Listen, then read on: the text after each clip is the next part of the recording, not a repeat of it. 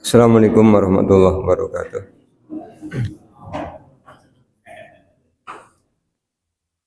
Innal hamdalillah nahmadu wa nasta'inuhu wa nastaghfiruh. Wa na'udzu billahi min shururi anfusina wa min sayyiati a'malina may yahdihillahu fala mudhillalah wa may yudlil fala hadiyalah. Asyhadu an la ilaha illallah wahdahu la syarika lahu wa anna Muhammadan abduhu wa rasuluh. Allahumma shalli ala Muhammad wa ala ali Muhammad kama shallaita ala Ibrahim wa ala ali Ibrahim wa barik ala Muhammad wa ala ali Muhammad kama barakta ala Ibrahim wa ala ali Ibrahim innaka Hamidum Majid. Bapak dan Ibu yang mudah-mudahan dirahmati oleh Allah. Melanjutkan kajian tafsir Al-Qur'an masih di surah An-Nisa. Pagi hari ini kita akan mulai dari ayat yang ke-101. Allah Subhanahu wa taala telah berfirman, A'udzu billahi minasyaitonir rajim. Bismillahirrahmanirrahim. Wa idza darabtum fil ardi falaysa 'alaikum junahun an taksuru minas sholati in khiftum ay yaftinakumul ladzina kafaru innal kafirina kanu lakum aduwwam mubina.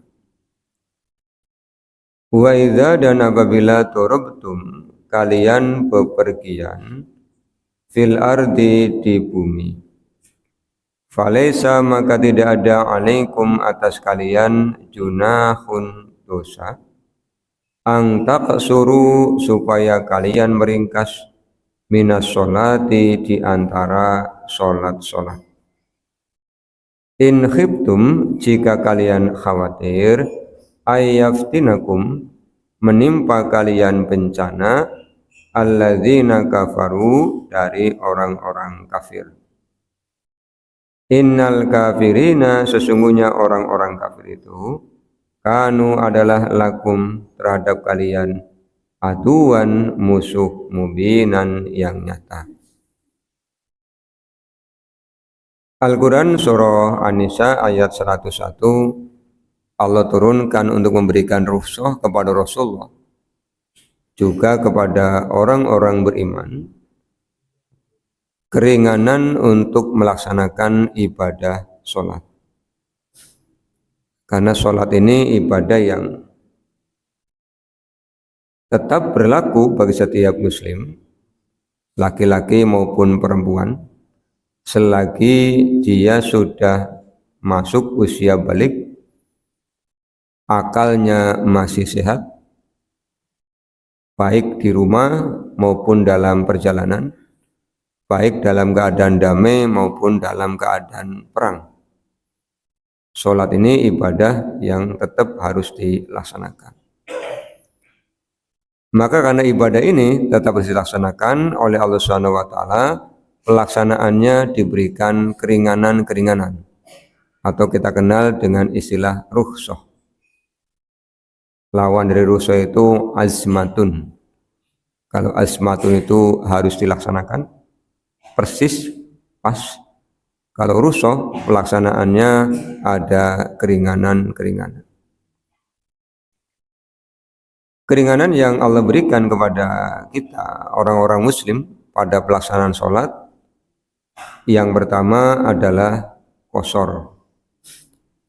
Dalam kitab Taksirus Shalah di kitab Sahih Al-Bukhari, Ibunda Aisyah radhiyallahu anha menceritakan bahwa awal mula difardukannya sholat itu 2 rakaat. Ini sebelum peristiwa Isra dan Mi'raj. Jadi ketika Allah mengangkat Nabi Muhammad menjadi Nabi dan Rasul, itu sudah turun perintah sholat. Hanya sholatnya 2 waktu, di waktu pagi dan di waktu petang. Di waktu pagi 2 rakaat, di waktu petang 2 rakaat. Setelah turun perintah sholat 5 waktu pada saat peristiwa Isra dan Mi'raj, yang 2 rakaat ini kemudian ditetapkan oleh Allah menjadi sholat pada saat perjalanan. Fa'ukirat kata Ibnu Aisyah, kemudian ditetapkan fis safari di dalam perjalanan. Di An-Nisa 101 Allah menyampaikan yang boleh dikosor minas sholati di antara sholat-sholat. Artinya bukan semua sholat bisa dikosor.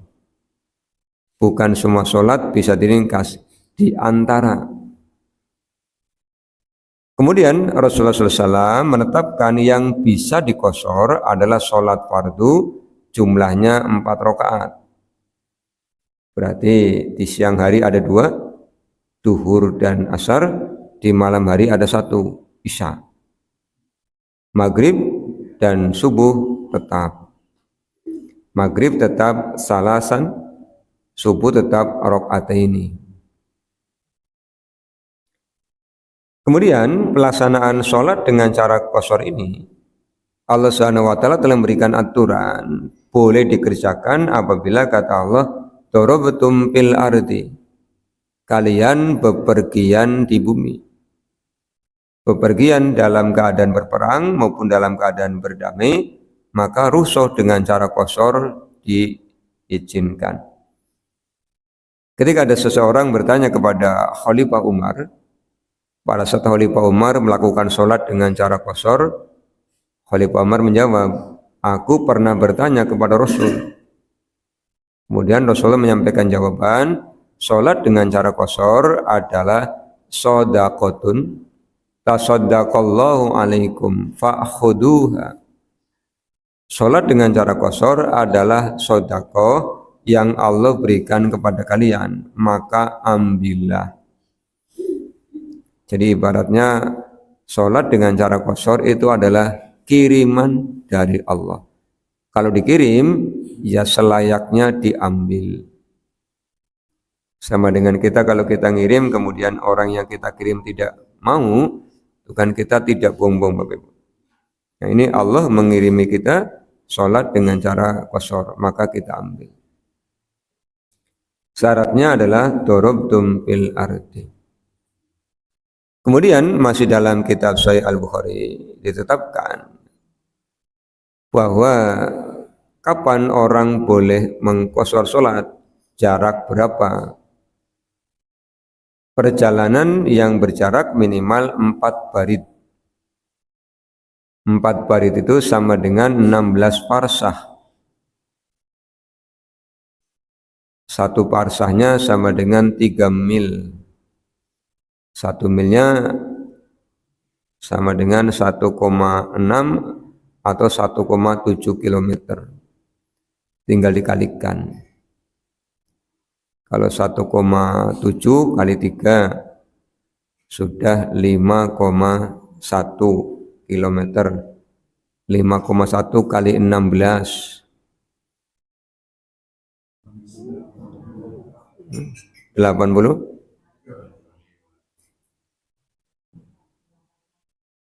81,6. Jadi perjalanan minimal 81,6. Atau kalau jalan kaki ya perjalanan sehari semalam. Itu 81,6 tempuh jalan kaki kan lama itu Pak. Itu minimal. Kemudian kalau harinya berapa hari kita boleh mengqasar sholat? Sampai dengan 19 hari. Bapak Ibu bepergian di Jakarta misalnya selama 10 hari itu boleh mengambil rukhsah dengan cara qasar. Rasulullah SAW itu orang Makkah kemudian menjadi orang Madinah. Ketika peristiwa Futuh Makkah, beliau tinggal di Makkah selama 19 hari dan beliau mengambil sholat dengan cara qasar. Maka seperti Abdullah bin Abbas, Abdullah bin Umar, kalau bepergian sampai 19 hari, beliau mengambil rukhsah dengan cara qasar. Kalau sudah 20 hari, sholatnya itmam, sholatnya sempurna. Kemudian, yang kedua, rukhsah dengan cara jama'. Ini adanya di hadis ya. Jama' itu menggabungkan dua waktu sholat menjadi satu waktu. Hadis-hadis tentang sholat dengan cara jama' ini juga diterangkan di kitab Sahih Al-Bukhari. Di antaranya yang diceritakan oleh sahabat Anas bin Malik. Anas bin Malik bercerita, Rasulullah SAW apabila hendak bepergian sebelum matahari tergelincir, berarti duhur. Sebelum duhur beliau bepergian, maka beliau mengakhirkan waktu duhur masuk waktu asar. Misalnya nih, Bapak Ibu mau berangkat dari Jakarta ke Jakarta dari Tegal. Berangkat jam 11 kan belum waktunya sholat duhur. Maka berangkat saja. Lah nanti ketika sudah sampai waktu asar, silakan berhenti. Kalau kendaraannya pribadi, silahkan berhenti. Kemudian turun. Masih dalam kitab Sahih Al-Bukhari, Rasulullah SAW itu tidak pernah sholat fardu di atas kendaraan. Kalau mau sholat fardu, beliau turun. Karena apa, Bapak Ibu?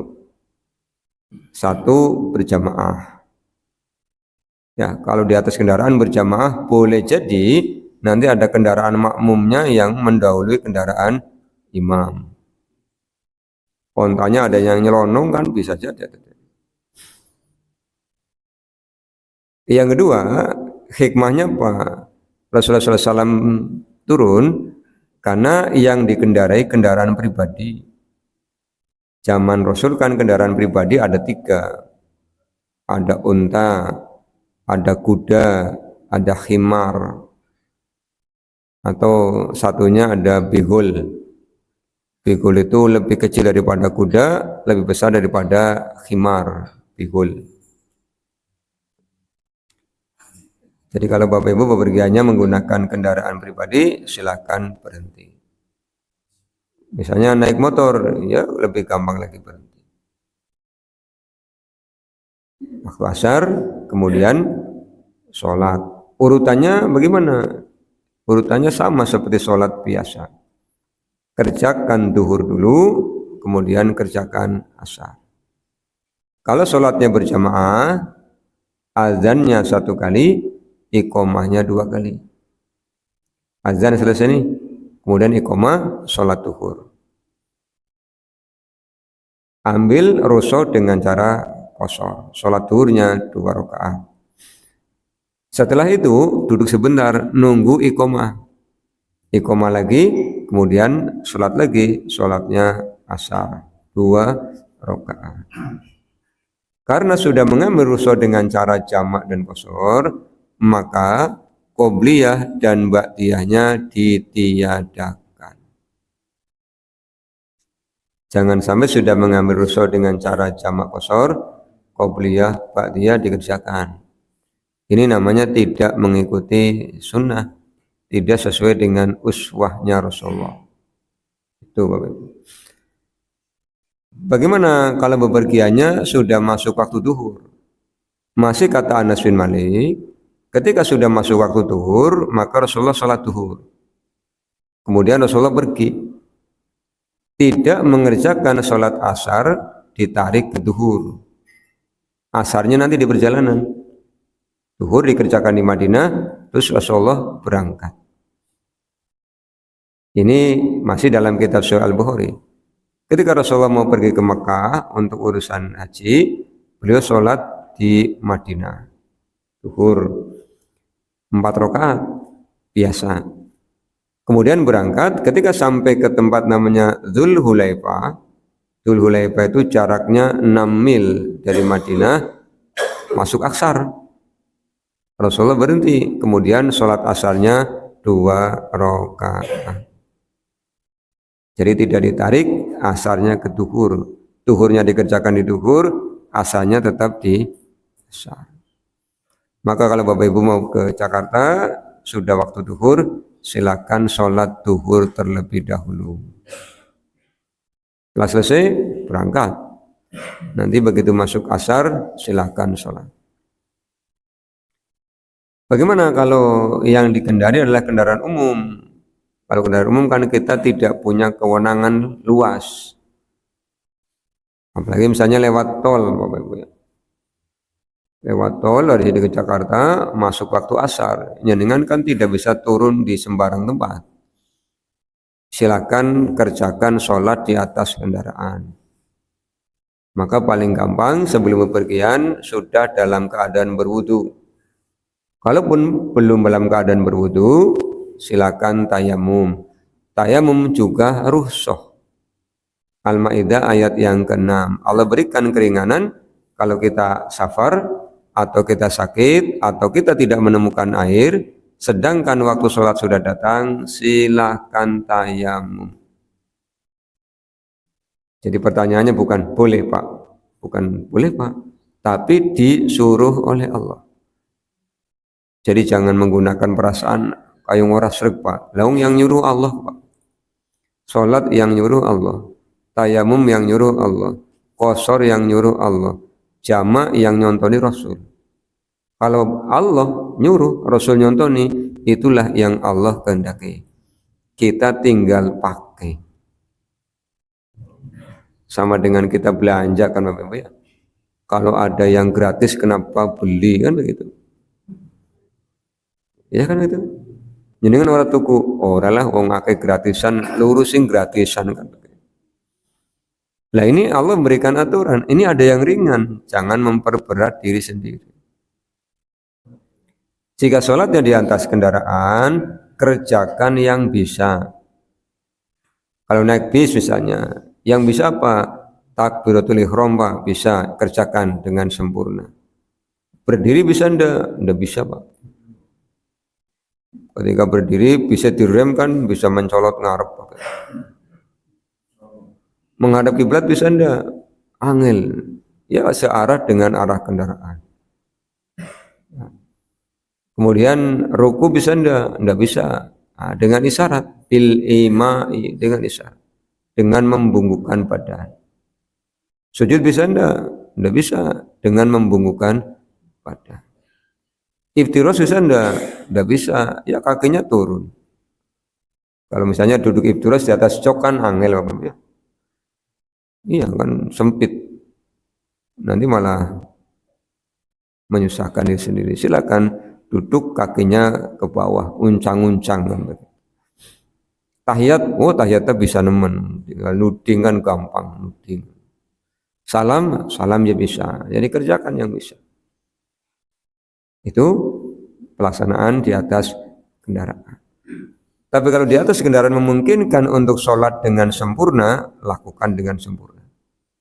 Misalnya naik pesawat nih, pesawatnya ada ruang sholatnya seperti tempat kita masjid ini, ya silakan. Naik kapal laut misalnya, bisa sempurna, kerjakan dengan sempurna. Naik kereta misalnya jarak jauh, kok ada musolanya, kerjakan dengan sempurna. Tapi kalau tidak, ya kerjakan sesuai dengan keadaan masing-masing. Ini praktek pelaksanaan sholat dalam perjalanan, baik qashar, jamak, dan tata caranya. Menghadapnya, kalau di atas kendaraan, searah dengan ke arah kendaraan. Tawajjahat haisu, jadi menghadapnya kemana saja, searah dengan arah kendaraan. Apalagi kalau naik bisnya tidak lurus, jalannya tikungannya banyak, kan boleh jadi menghadap ke barat, ke timur, ke utara, ke selatan. Kalau harus menghadap ke arah kiblat kan kangelan Pak. Begitu kendaraan yang madhep ngidul hadap kanan, nanti begitu madhep ngalor hadap kiri, begitu madhep ngetan balik kanan, orang rampung-rampung mempersukar diri sendiri. Kemudian bagaimana kalau dalam perjalanan pribadi atau rombongan yang bisa berhenti kapan saja, itu tidak menemukan masjid dalam bentuk bangunan, silakan sholat di seluruh bumi Allah. Karena kata Rasul, Allah jadikan bumi ini sebagai masjid dan tanahnya bisa untuk bersuci. Naik motor, cari tempat yang datar, yang agak luas, kemudian motornya jadikan sebagai sutroh, taruh di depan. sebagai penghalang. Barangkali ada orang berlalu lalang atau ada hewan ternak yang lewat, maka motornya sebagai sutro. Kalau zaman Rasul biasa menggunakan kadang anazah. Anazah itu tombak yang ukurannya pendek. Kadang harbah. Harbah itu tombak yang ukurannya panjang. Atau kadang-kala Rasulullah menggunakan kendaraannya sebagai sutro untuk menderum. Menderum itu ndepak, ngelabruk. Jadi ontanya ngelabruk itu jadikan sebagai sutro.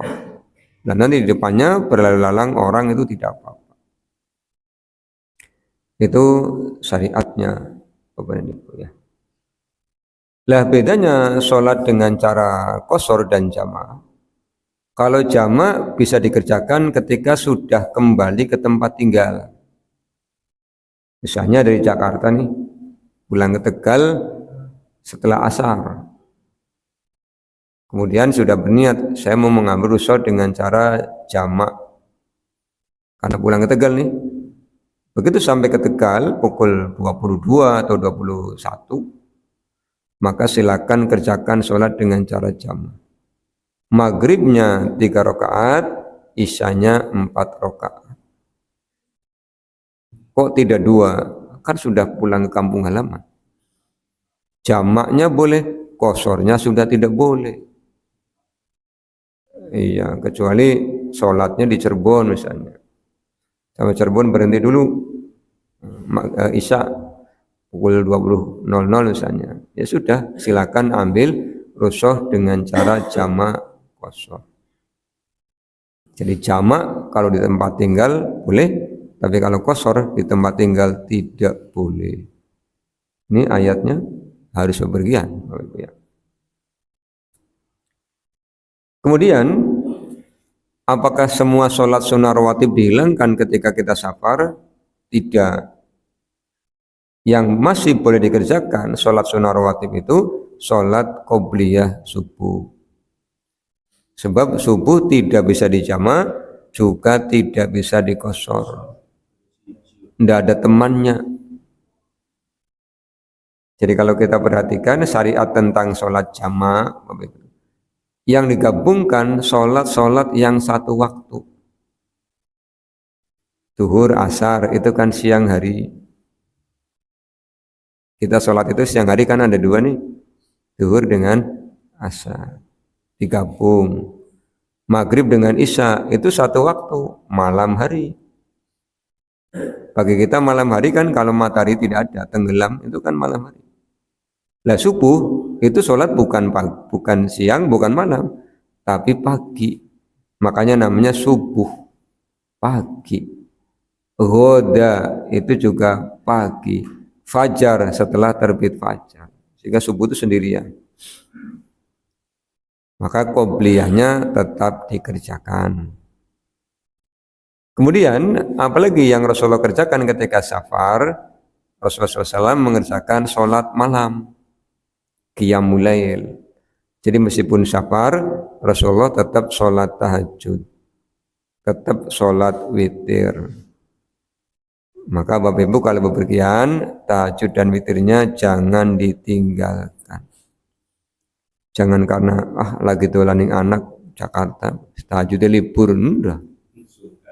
Jangan, nanti kalau pulang jadi kebiasaan berat.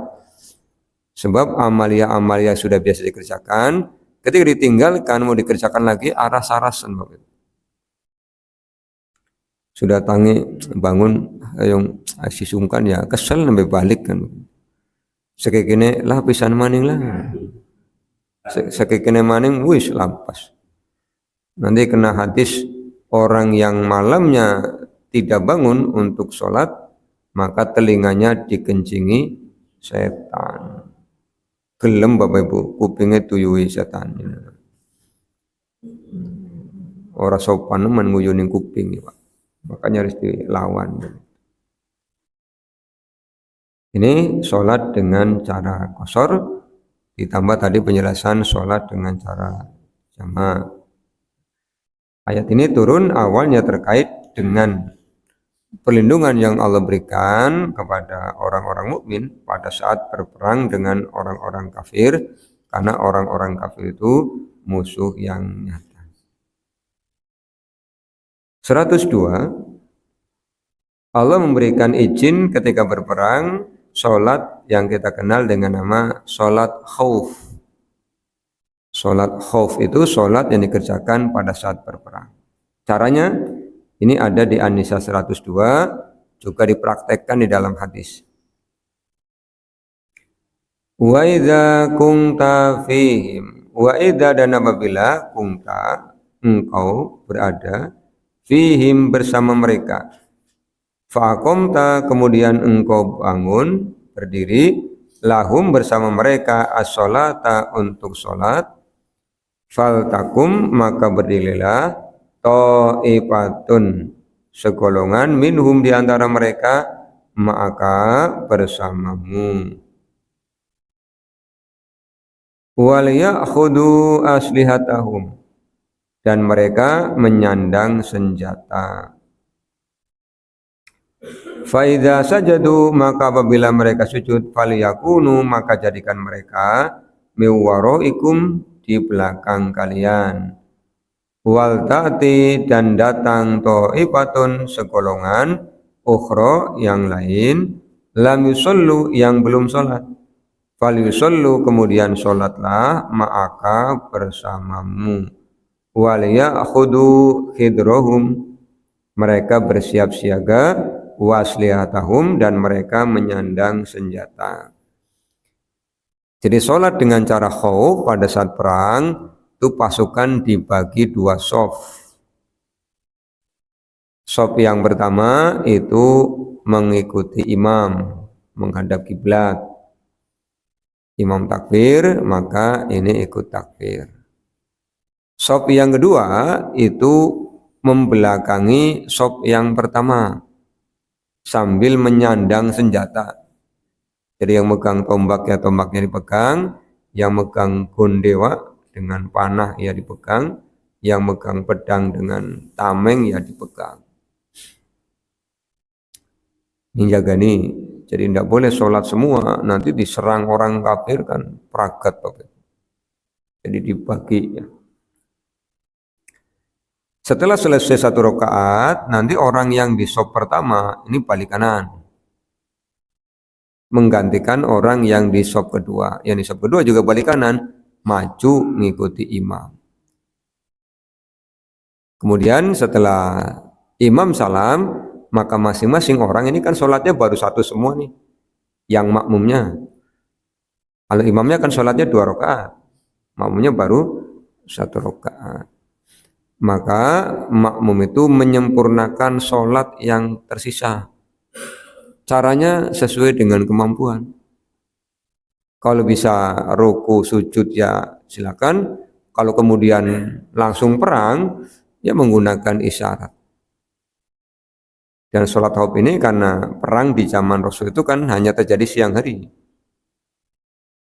Hanya terjadi siang hari, maka sholat khaufnya itu dilaksanakan untuk menggantikan sholat zuhur dan untuk menggantikan sholat asar.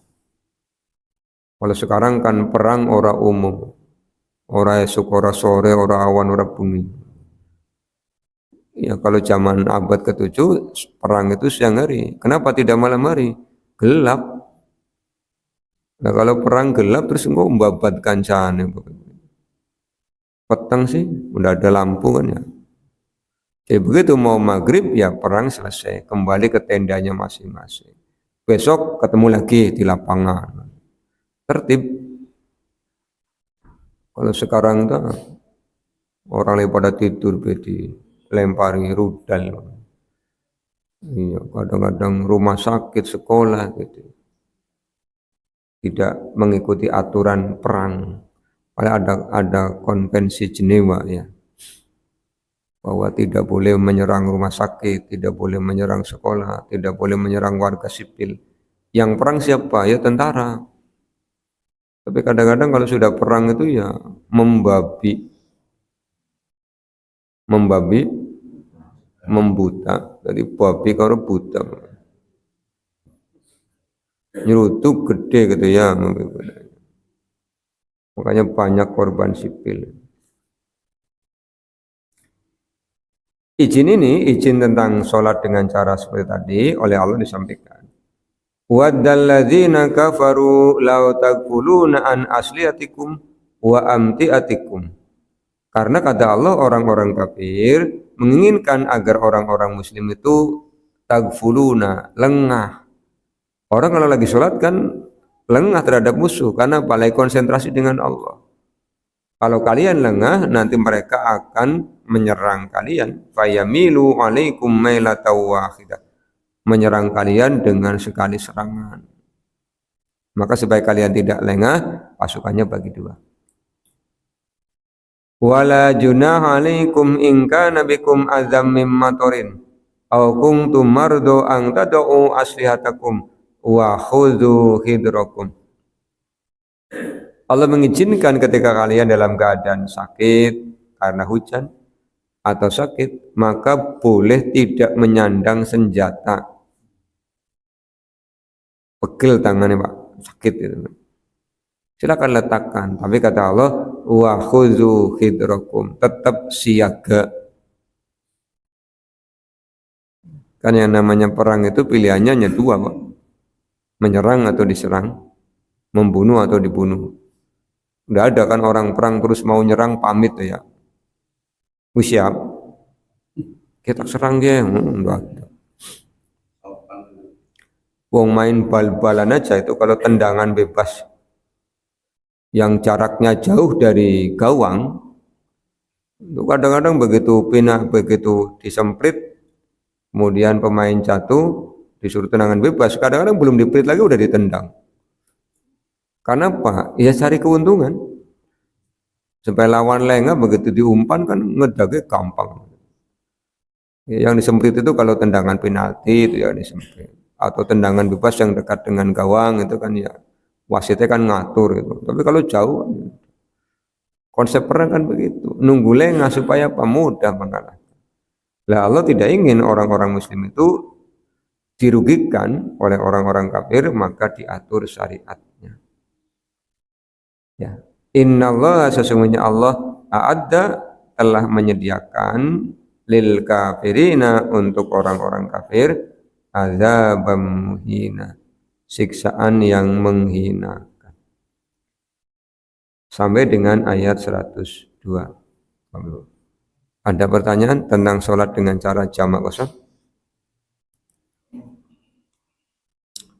Bisa dipahami? Ya, gimana?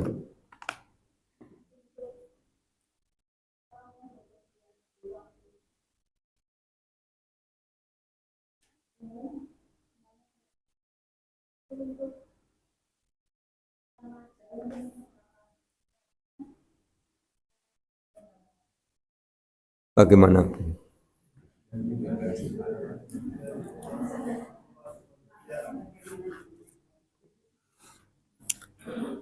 Iya, kalau tidak terpaksa, jangan pergi hari Jumat, sebab membuat hati galau. Iya, kalau tidak terpaksa nih, apalagi misalnya kegiatannya hari apa? Ahad, ya sudah berangkatnya Sabtu atau Ahad pagi. Daripada aku tak mangkatnya Jumat, begitu di bis galau, aduh, kayaknya orang Jumatan ya. Kecuali tadi kendaraannya kendaraan pribadi atau kendaraan umum, ya bisa sih. Begitu ada masjid kita berhenti turun. Ya nanti ikut bis yang lain kan pakai. Kita mau kehilangan sholat Jumat atau mau kehilangan bis, ya lebih baik kehilangan bis. Turun Jumatan kan gitu. Nanti ngadang bis berikutnya. Nggak apa-apa, bayar maning kan masih kalah dengan pahala jamaah Jumat. Makanya kalau tidak ingin galau ya jangan bepergian melewati waktu sholat Jumat. Kira-kira kalau pagi ya pagi sekalian, kalau mau siang ya nanti habis Jumatan. Ya. Dulu orang tua kita begitu. Kon Pandungan di Semarang kapan? Jumat. Esok-esok. Saya masih ingat, saya kuliah pasca sarjana itu kan ikut ambil kelas yang extension ya, kelas karyawan itu. Kuliahnya kan Jumat, Sabtu, Ahad. Maka saya berangkatnya hari Jumat. Dari Tegal itu pagi, habis subuh. Jadi habis jamaah subuh, sudah naik Coyo. Dulu masih ada Coyo yang ekonomi itu. Depan Pasifik. Saya tidak naik yang patas. Lebih larang maksudnya, Pak. Kalau yang ekonomi kan lebih murah, Pak. Iya, kan lumayan kena goma ngoning kanan ini. Warteg nih Semarang. Lah berangkat dari depan Pasifik itu biasanya pukul 05 itu sudah ngetem di situ. Langganan mesti, oh ya. Nah nanti sampai ke Jerakah itu pukul 11. Pukul 11 kan longgar untuk sholat Jumat di Masjid Kampus 1. Kadang-kadang pengen naik kereta Kaligung ya. Zaman Kaligung masih 15.000. Itu kalau Coyo ekonomi kan 30. Yang patasnya kan 50. 20.000 kan lumayan. Kena aku mending warung nemen Pak. Pinduk malahan itu kan. Pulewu. Lah kalau naik kereta ya sama. Saya pilih yang pukul 09 saat itu. Sampai di Poncol itu sekitar 11.30. Saya jalan ke arah PLN. Di situ saya masuk ke area Masjid PLN, saya Jumatan di situ. Jadi kita bisa mengkalkulasi. Alhamdulillah belum pernah meninggalkan sholat Jumat. Tapi suatu saat Bapak Ibu sudah ngitung nih, naik bis dari sini ke Semarang pagi, hitung-hitungannya jam 11 udah sampai. Tahu-tahu kok macet misalnya, itu kan di luar kendali kita. Masuknya ke takdir kan begitu. Maka disiapkan sebaik-baiknya agar kita tidak kehilangan kesempatan untuk jamaah Jumat. Teman-teman, itu prakteknya. Ada yang mau bepergian dari Jumat Bapak? Tidak ada. Udah ada. Nah, udah ada, nggak usah dipikir ya. Begitu? Cukup? Ya.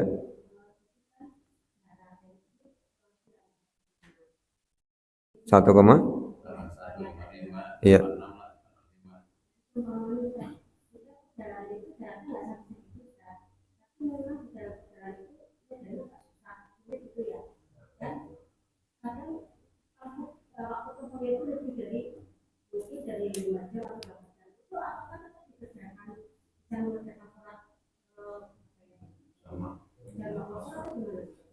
Contohnya kemana?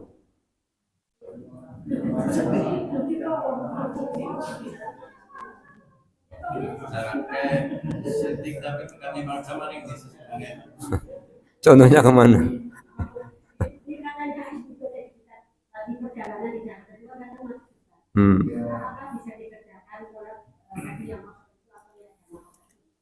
Kalau ke Jakarta kan jelas lebih dari 85. Kita kan orang Tegal nih. Kalau ke Jakarta, di Jakarta macet kan sudah jelas itu kita musafir, boleh mengambil rusuh dengan cara jamaah, boleh mengambil rusuh dengan cara kosong. Oh, yang mukim Jakarta. Tidak boleh. Kalau sudah jadi orang Jakarta, sudah jadi mukimin, ya dia tidak boleh kosong. Ya, kalau macet ya tinggal naik ke trotoar, kemudian sholat dulu kan. Kan tadi sudah saya sampaikan bahwa semua bumi adalah masjid. Ya. Jadi Allah itu sangat pengasih, sangat penyayang, meminta kita untuk sholat dan Allah memberikan keringanan yang seluas-luasnya. Pak, kan trotoarnya kotor. Bapak Ibu, tanah itu suci dan menyucikan. Nah, jadi tidak usah khawatir. Para sahabat malah sholatnya di atas padang pasir aja biasa ya. Kerjakan karena itu diizinkan. Kita tidak boleh sholat itu di kuburan, tidak boleh. Tidak boleh sholat di kamar mandi, itu tidak boleh. Ya, di luar itu diizinkan. Ada lagi, tidak boleh sholat di atas air, itu tidak boleh. Hah? Ya enggak bisa kan? Enggak bisa sholat di atas air. Di atas daun Pak, ya enggak boleh. Angel ngedeke begitu ya. Jadi selama masih di bumi, silakan kerjakan. Pak, bagaimana kalau dalam perjalanan kok saya bingung arah kiblatnya? Silakan menghadap arah yang Bapak Ibu yakini. Karena kata Allah, walillahil masyriqu wal maghrib fa aina matuwallu fasamma wajhullah. Timur dan barat miliknya Allah. Kemana saja engkau menghadap, di situ ada Allah. Tapi kalau sudah diberitahu ke kiblatnya mana, ya diikuti. Jangan orang lah nyong pengennya mana, kita arahnya rata-rata. Rata-rata ngawur begitu ya. Begitu, Bapak cukup ya.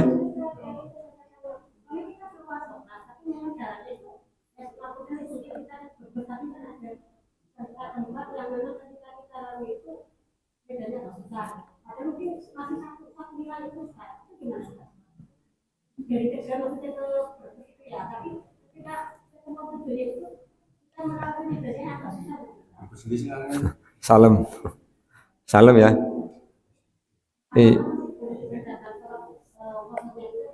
Iya tadi jaraknya memenuhi syarat apa tidak? 4 barit. Kira-kira dari sini ke Salem ada enggak 85 km? Iya. Ada ya, silakan ambil rusuh dengan cara. Tapi kalau dari sini ke Kaligangsa enggak bisa, dekat banget ke Kaligangsa. Iya jaraknya. Ya. Nanti kalau alasannya Pak udah beda wilayah, ke Jambon Maring Karanganyar beda wilayah. Tidak, jadi pedomannya adalah 4 barit, 16 parsah, sekitar 85 km. Begitu Bapak Ibu ya? Ya, ada pengumuman ini dari DKI Masjid untuk besok pagi ada kegiatan safari subuh. Silakan yang berkesempatan dan berniat untuk mencari atau menimba ilmu. Berarti kawan timbane si gede penuli akeh menimba ilmu atau mencari ilmu ya. Atau menuntut ya boleh, ilmunya dituntut begitu supaya didapatkan di bawah pula. Silakan besok kuliah subuh di Masjid Al Hidayah. Demikian kita tutup dengan doa kafatul majlis. Subhanakallahumma bihamdika asyhadu an la ilaha illa anta astaghfiruka wa atubu ilaika. Assalamualaikum warahmatullahi wabarakatuh.